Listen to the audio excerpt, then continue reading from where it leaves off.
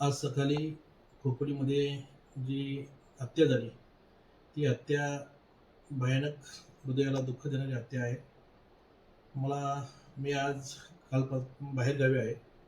मी आमच्या कर्जतमधील जे जैन समाजाचे सर्व व्यापारी वर्ग आहेत, त्यांची राजस्थानमध्ये एक यात्रा यात्रा असल्यामुळे राजस्थान, गुजरातमध्ये त्या यात्रेच्या कार्यक्रमासाठी मी सकाळी घरातून 7 वाजता निघालो. 10चं माझं फ्लाईट होतं.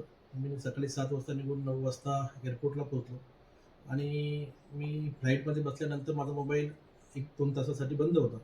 नंतर मी फ्लाईटमधून 11 वाजता अहमदाबादला उतरलो. तेव्हा मला कळलं की अशी एक खोपोलीमध्ये घटना घडलेली आहे आणि ती घटना इतकी मनाला दुःख देणारी घटना आहे, तर त्या घटनेचा जितका आपण निषेध करू, तितका निषेध कमीच आहे. परंतु काही वेळानंतर मला हेही समजलं का जिथे ज्यांनी घटना केली, ती घटना खोपोली शहरामध्ये झाली. खोपोली शहरामध्ये होऊन अनेक लोकांची त्यामध्ये नावं घेण्यात आली. त्यामध्ये दुर्दैवाची गोष्ट अशी आहे, तर त्यामध्ये कर्जतचे आमदार महेंद्र थोरवेंनी कुठेतरी बातमी बघितली का तिथे त्यांनी माझंसुद्धा नाव त्या घटनेला जोडलं गेलं.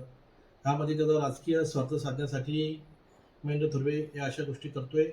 मी अगदी मनापासून मी अगदी धार्मिक ठिकाणी आलेलो आहे आणि मी धार्मिक ठिकाणी येऊन मी माझी शपथ घेऊन सांगतोय, माझा या घटनेशी कुठल्याही प्रकारचा संबंध नाही आणि जो मयत व्यक्ती आहे, त्यांच्यावर आज हत्या झाली आहे, तो माझा सख्खा जवळचा नातेवाईक आहे आणि त्या माणसावर जी हत्येचं ऐकून मलाच इतकं वाईट वाटलं.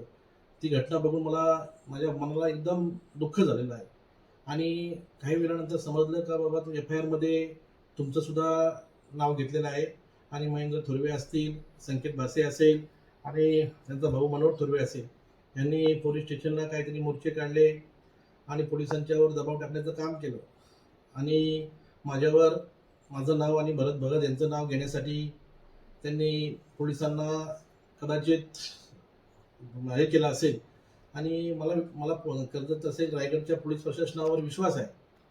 विशेषतः रायगडच्या पोलीस अधीक्षक अचल दलाल मॅडम यांच्यावर विश्वास आहे आणि न्यायदेवतेवर विश्वास आहे. मी असं कधीही चुकीचं असं घाणेरडं काम मी कधी करणार नाही आणि केलं असेल तर पोलिसांनी त्याची कठोर चौकशी करावी आणि जे कोण आरोपी या गुन्ह्यामध्ये असतील त्यांच्यावर कठोर कारवाई झाली पाहिजे, ही सुद्धा माझी स्वतःची मागणी आहे. आणि मी पोलीस प्रशासनाला सांगू इच्छितो, जेव्हा जेव्हा तुम्हाला तपासासाठी माझी गरज लागेल, तेव्हा मी आपल्या इथे हजर राहून आपल्या तपासाला मी स्वतः हजर राहील आणि मी आपल्या समोर येण्याचं मी काम करीन. मी या माध्यमातून ज्या कुटुंबावरती प्रसंग ओढवला आहे, त्या कुटुंबाला मी त्यांच्या दुःखामध्ये मी स्वतः सामील आहे.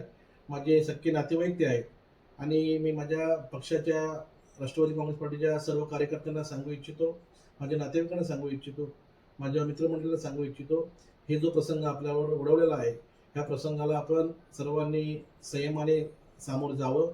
आपला पोलीस प्रशासनावर आणि न्यायदेवतेवर विश्वास आहे. आपण आलेला प्रसंग नक्कीच त्याच्यावर आपण योग्य ते मार्ग काढू आणि पोलीस प्रशासन असेल आणि न्यायदेवता असेल, हे आपल्याला मदत करतील असा मला विश्वास आहे.